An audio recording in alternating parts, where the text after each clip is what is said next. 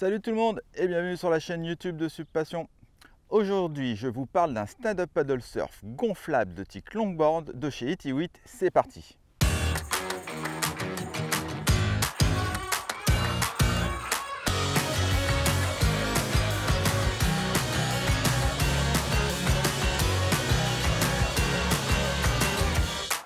Pour commencer, ce stand-up paddle surf de type longboard a été conçu pour les pratiquants confirmés de moins de 90 kg.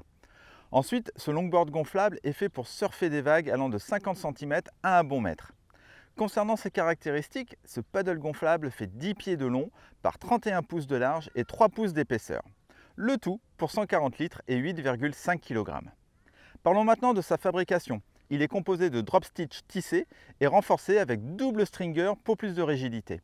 Alors, ce double stringer, ce sont ces bandes de renfort sur toute la longueur de la planche. À l'avant, on a un round pintail caractéristique des longboards. Entrons maintenant plus en détail. La planche a des rails d'accroche en plastique semi-rigide à l'arrière pour apporter plus d'angle à celle-ci. La planche se surfe avec 3 ailerons amovibles, un grand et 2 petits. Attention, ce ne sont pas des boîtiers US Box, impossible de mettre un autre aileron dessus que celui d'origine. Dommage. Toujours à l'arrière, vous avez une attache de leash simple à utiliser avec un design que je trouve plutôt sympa.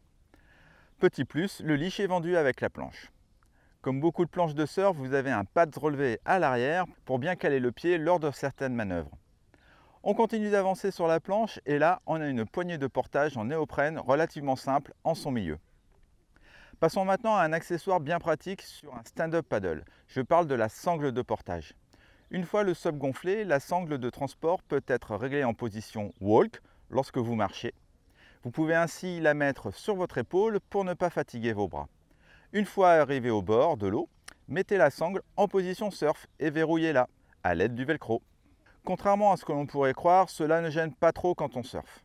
Et enfin, à l'avant, on a la valve de gonflage classique. Parlons justement du gonflage. Il faut gonfler ce subsurf à 17 PSI. Attention, la pompe n'est pas livrée avec.